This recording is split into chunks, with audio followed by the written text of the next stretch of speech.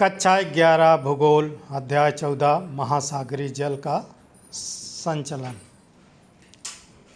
तो बच्चों, महासागरीय जल के संचलन के अंतर्गत हमें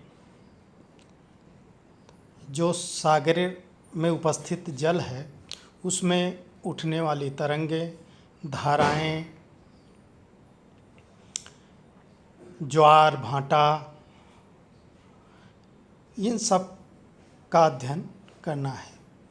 यानी समुद्र के जल में जो भी गति होती है, जो भी संचलन होता है, उसका अध्ययन हम इस अध्याय के अंतर्गत करेंगे।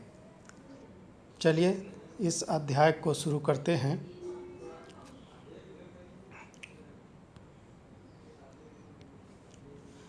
तो इसको जो है महासागरीय जल संचलन अध्याय 14 है। इसमें देखिए, महासागर का जल कभी शांत नहीं रहता है, अर्थात यह सदैव गतिमान रहता है, जिससे जल में हलचल होती रहती है। हलचल से जल का परिसंचरण होता है, जिनसे तरंगों, धाराओं, ज्वार भाटा का निर्माण होता है। इसके द्वारा मानवीय जीवन विभिन्न प्रकार से प्रभावित होता है। इस अध्याय में हम इन्हीं तथ्यों का अध्ययन करेंगे। अब इस अध्याय से जो पहला प्रश्न है वो है समुद्री तरंगें क्या हैं। तो समुद्री तरंगें वास्तव में जल की वह स्थिति है जिसमें जल एक ही स्थान पर ऊपर नीचे होता रहता है, परंतु वो अपने स्थान को छोड़कर किसी अन्य स्थान पर नहीं जाता है। केवल ऊर्जा का प्रवाह एक स्थान से दूसरे स्थान पर होता है। समझ गए होंगे कि तरंगें क्या हैं। तरंगें सिर्फ अपने स्थान पर ही ऊपर नीचे होती हैं, आगे नहीं बढ़ती हैं। केवल ऊर्जा का उसका प्रवाह जो है आगे बढ़ता है।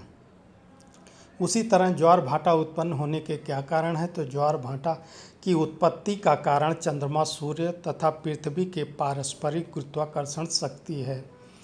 किस महासागर की धाराएं ऋतु परिवर्तन के साथ अपनी दिशा को बदल लेती हैं। तो वो हिंद महासागर में मानसूनी हवाएं हैं जो ऋतु के अनुसार अपनी दिशा बदल लेती हैं। अगुलहास गर्म जलधारा क्या है। ये मेडागास्कर द्वीप के दक्षिण में मोजाम्बिक धारा और मेडागास्कर धारा को मिलकर एक हो जाती हैं। यह संयुक्त धारा अलगुहास गर्म धारा के नाम से जानी जाती है।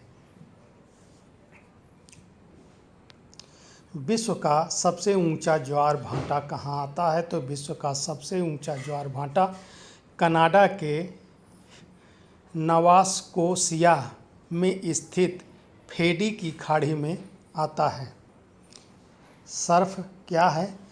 तटीय क्षेत्रों में टूटती हुई तरंगों को सर्फ या फेनिल लहर कहते हैं। तो क्या है, सागरी तट जो होते हैं उस तटीय क्षेत्रों में टूटी हुई तरंगों को, यानी जो तरंगे टूट करके बहा के चली आती हैं, उसे सर्फ या फेनिल लहर कहते हैं। तरंग की गति कैसे मापी जाती है। तो तरंग की गति बराबर होता है तरंग दैर्घ्य प्लस तरंग का आवर्तकाल। यानी एक तरंग पूरा करने में कितना समय लेता है वो, और उसका तरंग दैर्घ्य कितना है, इसको जोड़ करके उसकी गति निकाली जाती है।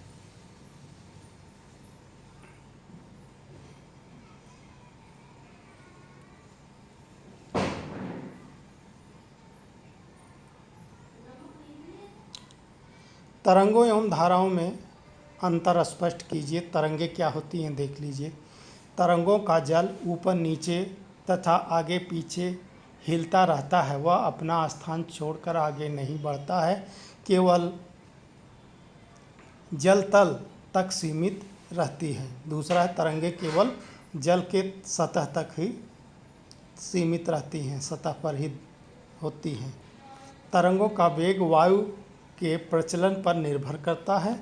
तरंगों का आकार जल की गहराई पर निर्भर करता है। तरंगे अस्थायी होती हैं और सदा बनती बिगड़ती रहती हैं। धाराएं देखिए क्या, धाराओं में जल अपना स्थान छोड़कर आगे बढ़ता है। धाराएं पर्याप्त गहराई तक प्रभावकारी होती हैं। धाराएं अस्थायी पवनों के प्रभाव से चलती हैं, ठंडे तटों को गर्म कर देती हैं। धाराएं सदैव विशाल आकार की होती हैं। इनके मिलने वाले क्षेत्र मछलियों से भरे रहते हैं। धाराएं सदा अस्थायी होती हैं तथा निरंतर निश्चित दिशा में बहती रहती हैं। अब देखिए ज्वारीय धारा से क्या अभिप्राय है। जब कोई खाड़ी पतले मुख द्वार खुले सागर से जुड़ी होती है तो धारा के समय समुद्र का जल खाड़ी में प्रवेश कर जाता है और भाटे के समय खाड़ी से बाहर निकलता है। खाड़ी के अंदर और बाहर की ओर जल के इस प्रवाह को ज्वारीय धारा कहते हैं। सारगैसो सागर से क्या तात्पर्य है। उत्तरी अटलांटिक में गल्फ स्ट्रीम, कनारी तथा उत्तरी विषुवत धाराओं के बीच स्थित शांत जल के क्षेत्र को सारगैसो सागर कहते हैं। इसके तट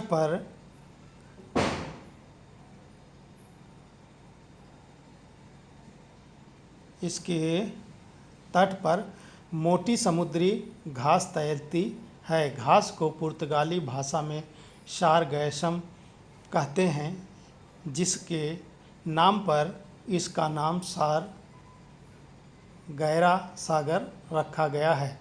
इसका क्षेत्रफल लगभग 11,000 वर्ग किलोमीटर है।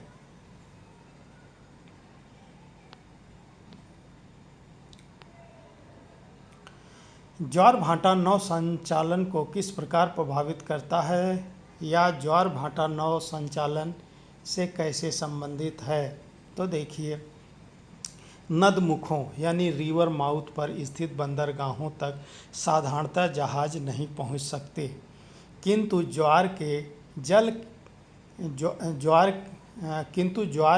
से जल की मात्रा इतनी अधिक हो जाती है कि जहाज बंदरगाह तक सुगमता से पहुंच जाते हैं और माल उतारने के बाद गहरे सागर में वापस आ जाते हैं। इस प्रकार ज्वार भाटे के कारण ही हुगली नदी तथा टेम्स नदी पर क्रमशः कोलकाता तथा लंदन जैसे बंदरगाह बन पाए हैं, जिसका दोनों देशों के साथ साथ विश्व में भी महत्वपूर्ण स्थान है। अब ज्वार भाटा क्या है, इसके प्रमुख प्रकार बताइए तथा इसके महत्व का वर्णन कीजिए। तो उत्तर देखिए, समुद्र का जल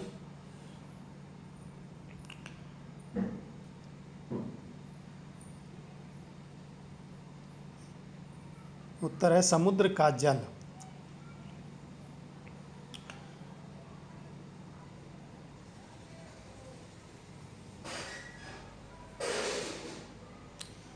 समुद्र का जो जलस्तर है वो सदा एक समान नहीं रहता। वह नियमित रूप से ऊपर नीचे 2 बार उठता और नीचे उतरता है। समुद्र जल स्तर के ऊपर उठने को प्रचार और नीचे उतरने को भाटा कहते हैं। प्रचार या ज्वार वही समझ लीजिएगा। ऊपर चढ़ने को ज्वार और नीचे उतरने को भाटा कहते हैं। अब देखिए, इसको अंग्रेजी में लिखा है, tides are the rhythmic rise and fall of the water in the ocean, यानी समुद्र के जल में जल स्तर को ऊपर उठने और गिरने की क्रिया को ज्वार भाटा कहते हैं। पूर्णमासी तथा अमावस्या के ज्वार की ऊंचाई अन्य दिनों की ज्वार की अपेक्षा में 20% अधिक होती है। या महीने में 2 बार होती है। अब देखिए ज्वार भाटा के प्रकार, टाइप ऑफ टाइड्स। ज्वार भाटा को उनकी आवृत्ति तथा ऊंचाई के आधार पर वर्गीकृत किया जा सकता है।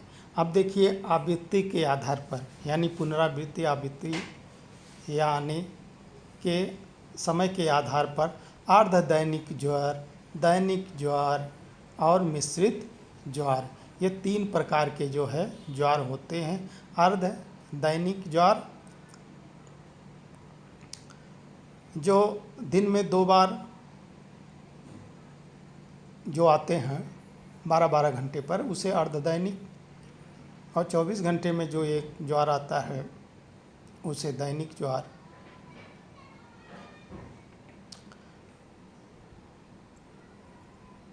और इनको मिला करके मिश्रित ज्वार कहा जाता है।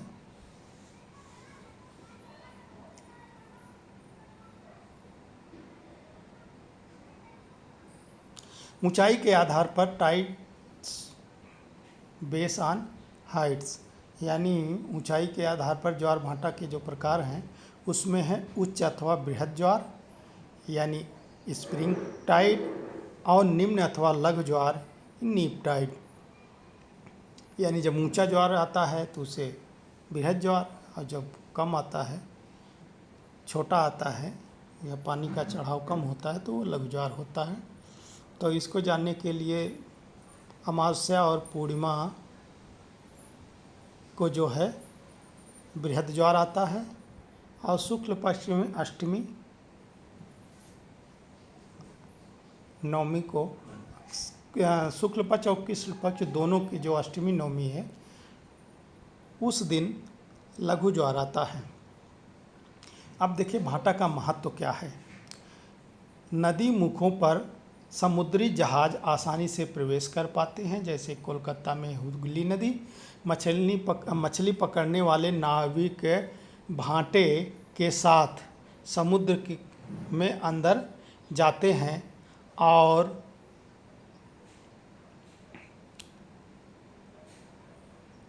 ज्वार के साथ बाहर आ जाते हैं। ज्वार भाटे से तटीय नगरों की गंदगी व प्रदूषण साफ हो जाता है। ज्वार भाटे से बहुत ही बहुमूल्य वस्तुएं हमें समुद्री किनारे पर प्राप्त हो जाती हैं, जैसे शंख, सीप, घोंघे इत्यादि। और ज्वार भाटे के कारण समुद्री जल गतिमान रहता है, जिससे शीत प्रदेशों में पानी जम नहीं पाता है। 5वां है ज्वार भाटे से विद्युत निर्माण भी किया जाता है। बहुत से क्षेत्रों में इस प्रकार की ऊर्जा प्राप्त की जाती रही है या जाती है। तरंगों की विशेषताएं। अब तरंगों की विशेषता देखिए। तरंग शीर्ष एवं गर्त। एक तरंग के उत्तम एवं निम्नतम बिंदुओं को क्रमशः शिखर एवं गर्त कहते हैं। यानी तरंग जो ऊपर नीचे होती है, तो जो तरंग ऊपर होती है उसे शिखर कहते हैं, और जब वो नीचे की तरफ जाती है तो उसे गर्त कहते हैं। और तरंगों की ऊंचाई क्या है? यह तरंग के गर्त और शिखर की वर्टिकल दूरी यानी ऊर्ध्वाधर जिसे कहते हैं दूरी है। तरंग की ऊंचाई क्या है कि जो शिखर और गर्त है इसकी ऊर्ध्वाधर जो है दूरी, जो मतलब लंबवत दूरी है, वही तरंग की ऊंचाई है। तरंग का आयाम क्या है? यह तरंग की ऊंचाई का आधा भाग होता है।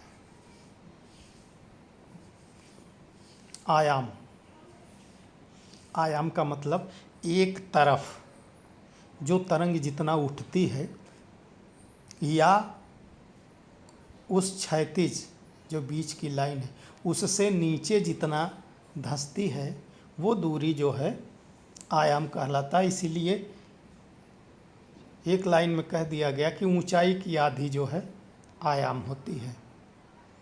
तरंग काल यानी एक तरंग में जितना समय लगता है उसे तरंग काल कहते हैं। तरंग काल एक निश्चित बिंदु से गुजरने वाले दो लगातार तरंग शिखरों या गर्तों के बीच का समय अंतराल है। यानी कोई एक पॉइंट ले लीजिए और उस पे देखिए कि दो शिखर या तो उसे पार करें या दो गर्त जब उसको पार करते हैं तो उतना यानी उसको क्या होगा, एक है शिखर से दूसरे शिखर के बीच जो है एक तरंग बनती है और उस तरंग को चलने में जितना समय लगता है उसे तरंग काल कहते हैं।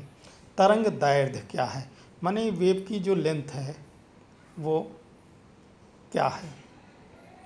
यह लगातार दो शिखरों या दो गर्तों के बीच की क्षैतिज दूरी। देखिए वो ऊंचाई जैसे देखे थे कि शिखर और गर्त के लंबवत दूरी को आप ऊंचाई कहते थे, लेकिन तरंग दैर्घ्य जो होगी, जो लेंथ होगी, लंबाई होगी, दो लगातार शिखर या गर्त ले लीजिए, इनके बीच की जो क्षैतिज रेखा है यानी बेड़ी समानांतर ढंग से जो रेखा है उसके बीच जितनी दूरी है दो तरंगों के बीच यानी दो शिखरों या दो गर्तों के बीच, इसी को तरंग दैर्घ्य कहते हैं या तरंग की लंबाई कहते हैं। तरंग की गति क्या होती है, वेव की स्पीड क्या होती है। जल के माध्यम से तरंग की गति करने की दर को तरंग गति कहते हैं। इसे नाट में मापा जाता है। कहने का मतलब तरंगों की जो चाल है किसी माध्यम, जैसे जल में के माध्यम से तरंगे की गति करने की दर यानी एक सेकंड में कितना बार ऊपर नीचे हो रहा है, तो इसको क्या कहेंगे, स्पीड कहेंगे। महासागरीय धाराएं किन्हें कहते हैं, इनकी उत्पत्ति के कारण बताइए। महासागरों के एक भाग से दूसरे भाग की ओर विशेष दिशा में जल के निरंतर प्रवाह को महासागरीय धारा कहते हैं। धाराओं के उत्पन्न होने के कारण निम्नलिखित हैं। वो कारण क्या क्या हैं। पृथ्वी का परिभ्रमण संबंधी कारण, अंतःसागरीय तथा महासागरीय कारक, तापमान की विभिन्नता, समुद्र का खारापन, घनत्व में भिन्नता, ये सब क्या हैं, तरंगों के उत्पन्न होने के कारक हैं। तो पहला कारक क्या है, पृथ्वी के परिभ्रमण से संबंधित कारण। तो इसमें अंतःसागरीय या महासागरीय कारकों में तापमान की विभिन्नता है, समुद्र का खारापन है यानी लवणता है, और उसके घनत्व में जो अंतर है वो जो है धाराओं को उत्पन्न करता है। और बाह्य कारक में क्या है कि वायु दाब तथा हवाओं की दिशा, वाष्पीकरण तथा वर्षा भी तरंगों को वो धाराओं को उत्पन्न करता है। अच्छा, धाराओं की दिशा व रूप में परिवर्तन लाने वाले कारक कौन कौन से कारक हैं जो कि धाराओं की दिशा को बदल देते हैं। तो तट की दिशा तथा आकार, तो वो तट कैसा है, उसकी दिशा किस तरह है, उसका आकार क्या है, तो उसके अनुसार भी ये जो धाराएं हैं वो टकराती हैं तट से और अपने मार्ग को बदल देती हैं।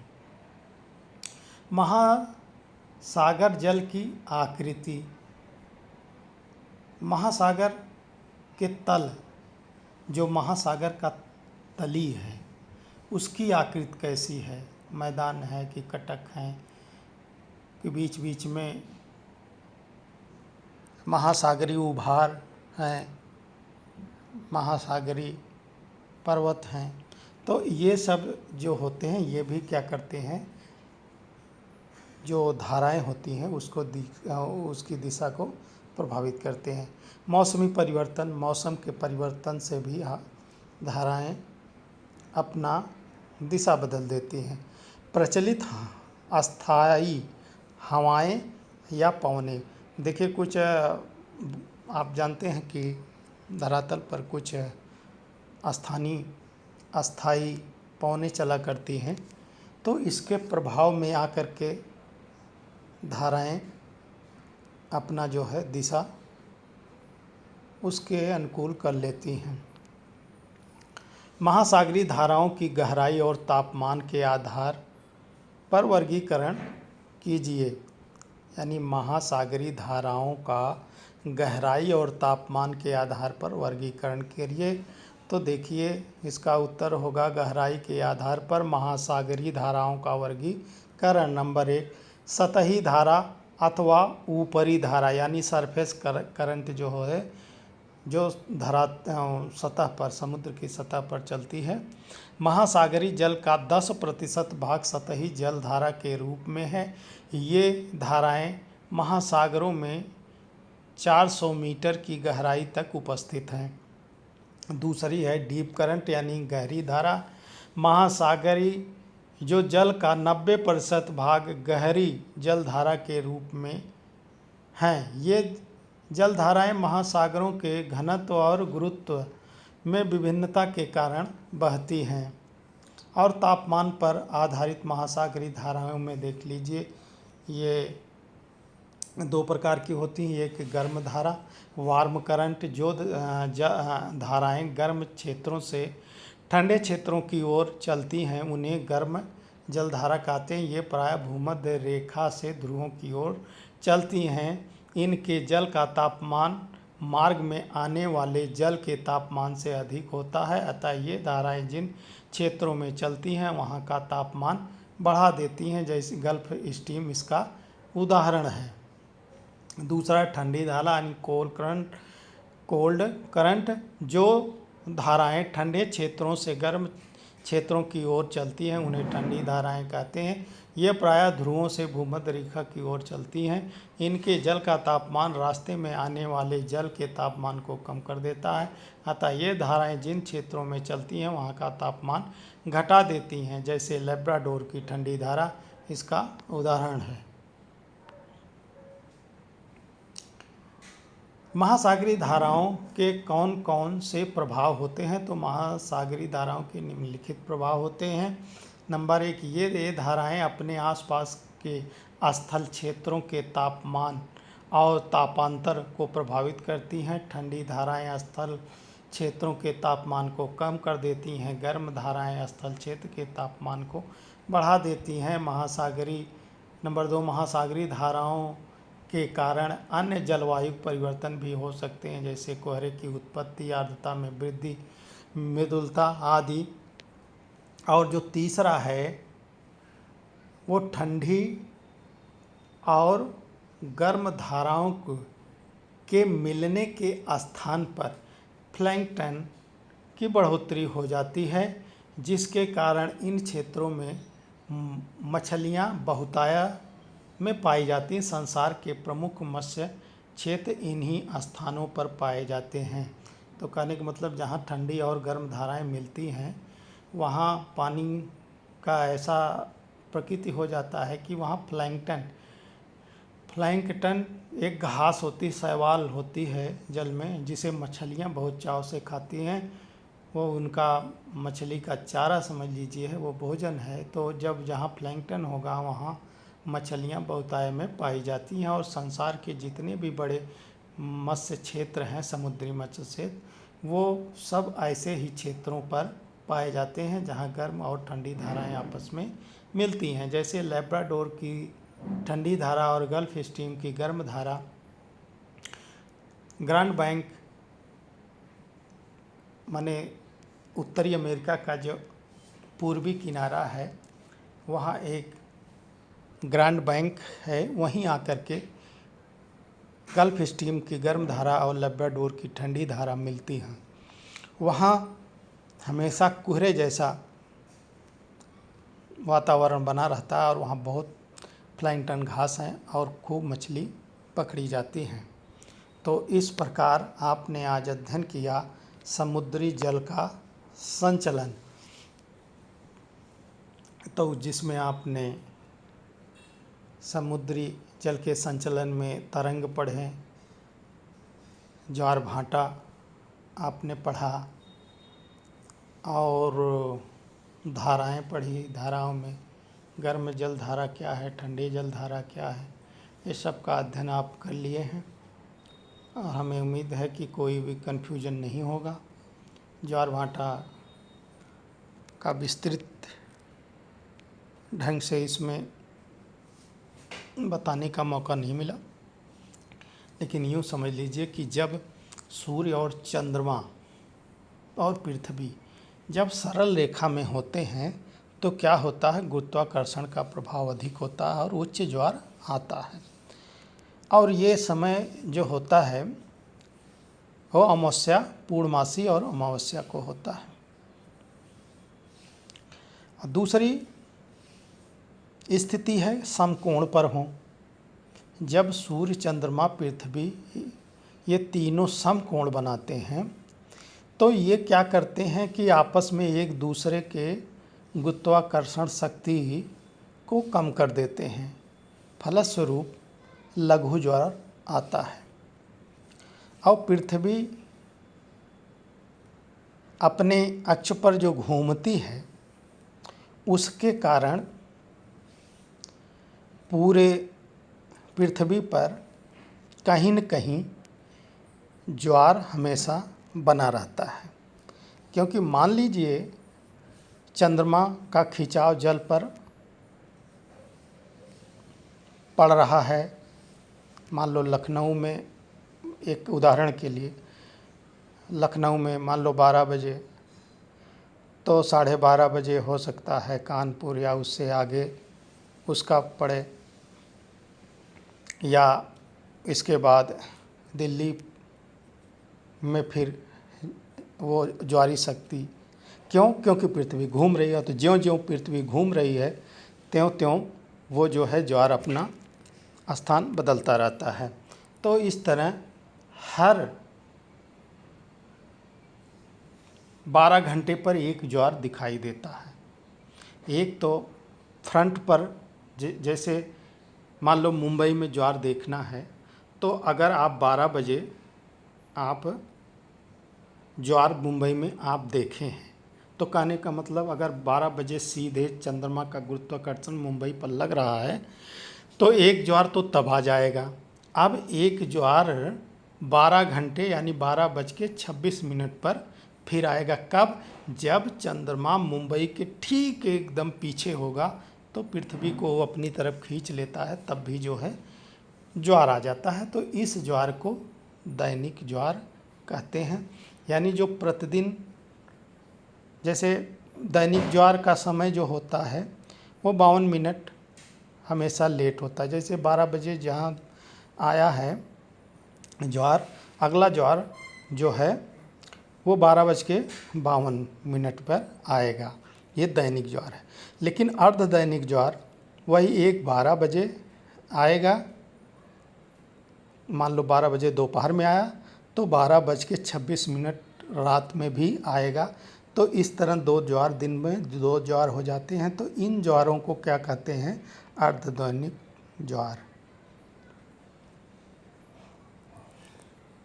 तो इस प्रकार आपने ज्वार भाटा भी देख लिया। अब ये चैप्टर समाप्त होता है।